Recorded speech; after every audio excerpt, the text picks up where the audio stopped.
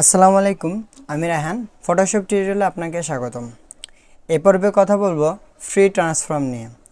Free ট্রান্সফর্মের কাজটা হলো কোনো একটা ইমেজকে বিভিন্নভাবে ট্রান্সফর্ম করতে হয়। কখনো ছোট বড় করতে হয়, কখনো এদিক সেদিক করে ঘোরাতে হয়, কখনো রোটেট করতে হয়।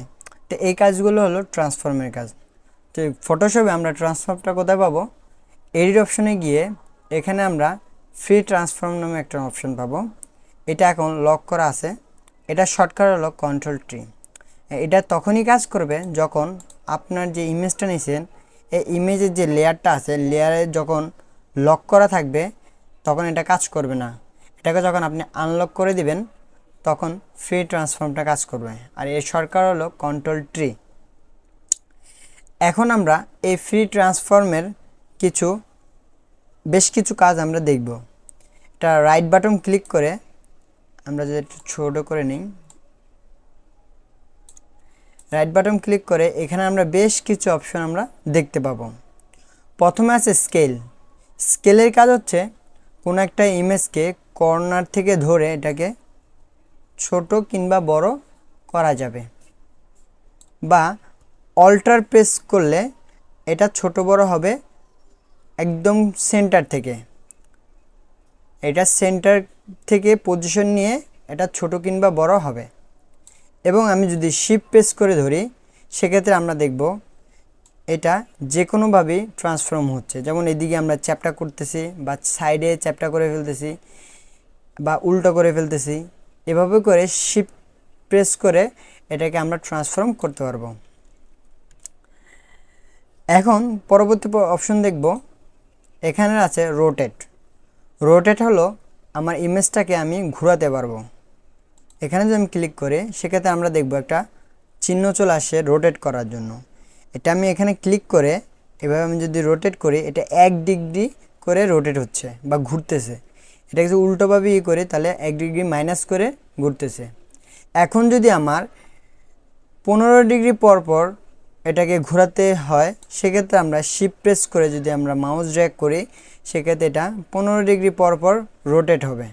এটা শিফট প্রেস করে রোটেট হবে। পরবর্তী অপশন যদি আমরা দেখি স্কিউ। স্কিউর কাজ হলো, আমরা যদি দেখি এটা এই যে কর্নারগুলো পজিশন ঠিক রেখে বাঁকা হবে। এরকমভাবে পজিশন ঠিক থাকবে কিন্তু এগুলো বাঁকা হবে এভাবে করে। বা আমি চাই এই কর্নারটাকে আমি এদিকে বাড়িয়ে দেব, এই কর্নারটাকে আমি এভাবে বাড়িয়ে দেব। এই ধরনের কোনো কাজ করতে হলে আমরা স্কিউ ব্যবহার করব। আমি আবার আগের মতো করে নিচ্ছি। এর পরবর্তী অপশন হচ্ছে ডিস্টর্ট। ডিস্টর্টের কাজ হলো, আমরা একটা ইমেজ নিয়ে নিছি, এই ইমেজের মাধ্যমে দেখাবো।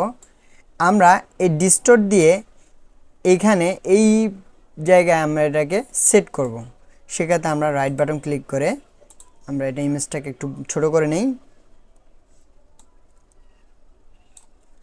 রাইট বাটন ক্লিক করে ডিস্টর্ট এটাকে এখানে নিয়ে এসে এখানে পয়েন্ট মতো বসিয়ে দিই।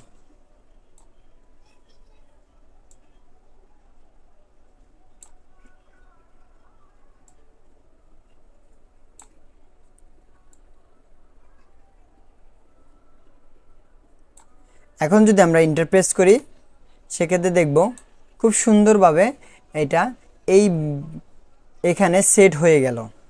তো এটা হলো ডিস্টর্টের কাজ।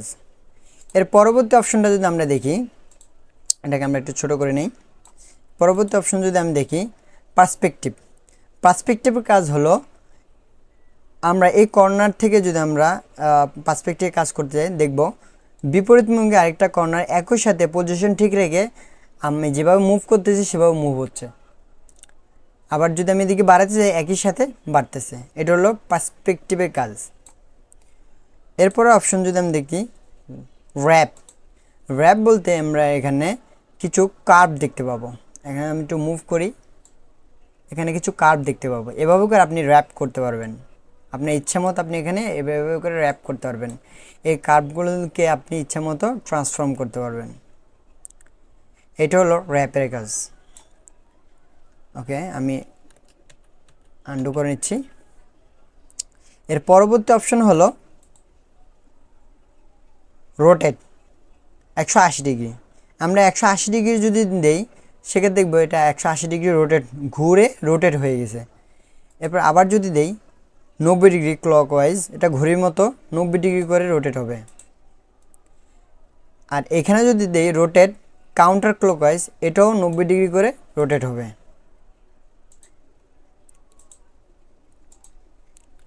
এখন পরবর্তী অপশন যদি দেখি ফ্লিপ হরিজন্টাল। ফ্লিপ হরিজন্টালের কাজ হচ্ছে আমার ইমেজটা ডান থেকে বাম দিকে ঘুরে যাবে, হরিজন্টালি ফ্লিপ হবে।